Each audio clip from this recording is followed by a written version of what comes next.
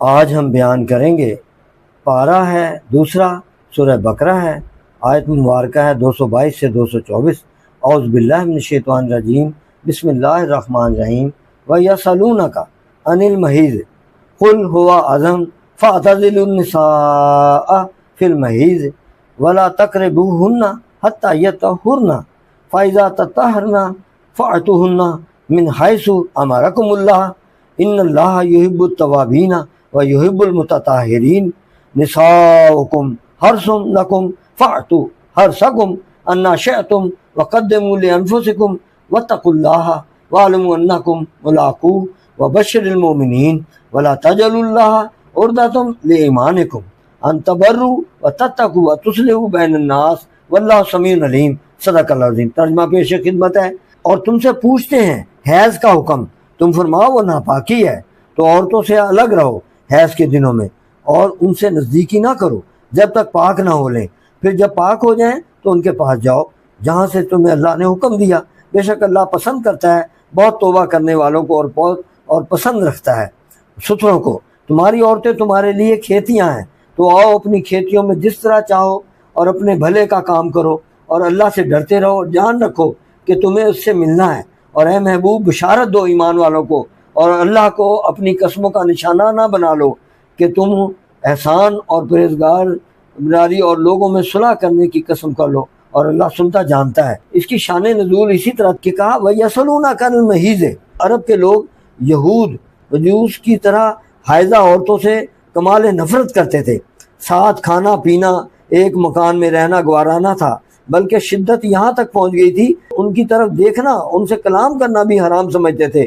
اور نصارہ اس کے برعکس حیض کے ایام میں عورتوں کے ساتھ بڑی محبت سے مشغول ہوتے تھے اور اختلاط میں بہت مبالغہ کرتے تھے۔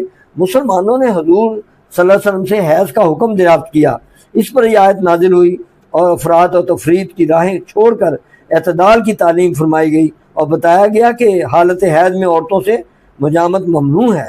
یہاں بھی یہ بتایا گیا عورتوں کی قربت سے نسل کا کسب نہ کرو، نہ قضا و شہوت کا کرو، اور یہ اعمال سالہ یا جماع سے قبل بسم اللہ پڑھنا منع ہے۔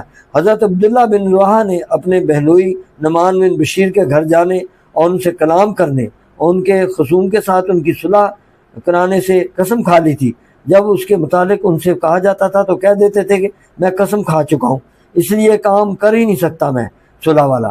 اس باب میں یہ آیت نازل ہوئی اور نیک کام کرنے سے قسم کھا لینے کی ممانعت فرمائی گئی۔ مثلا اگر کوئی شخص کسی نیکی سے باز رہنے کی قسم کھا لے تو اس کو چاہیے کہ قسم کو پورا نہ کرے، توڑ دے، بلکہ وہ نیک کام کرے اور قسم کا کفارہ دے دے۔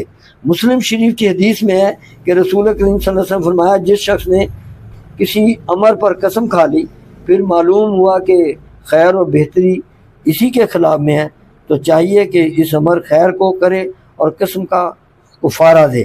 مثلا بعض مفسرین نے یہ بھی کہا ہے کہ اس آیت سے بکثرت قسم کھانے کی ممانعت ثابت ہوتی ہے، قسم شئتم وقدموا لانفسکم واتقوا اللہ واعلموا انکم ملاقوہ، اور چاہو اپنے کام بھلے کام پہلے کرو اور اللہ سے ڈرتے رہو، جانتے رہو۔ وبشر المؤمنین، اور اے محبوب بشارت دے دو ایمان والوں کو۔ ولا تجعلوا اللہ عرضۃ لایمانکم ان تبروا وتتقوا وتصلحوا بین الناس، اور اللہ کو اپنی قسموں کا نشانہ نہ بنا لو، تم احسان اور پرہیزگاری لوگوں میں صلح کرنے کی قسم کر لو، اور اللہ سنتا جانتا ہے۔ وآخر دعوانا الحمدللہ رب العالمین والصلاۃ والسلام علیک یا خاتم النبیین۔ صدق اللہ علیہ۔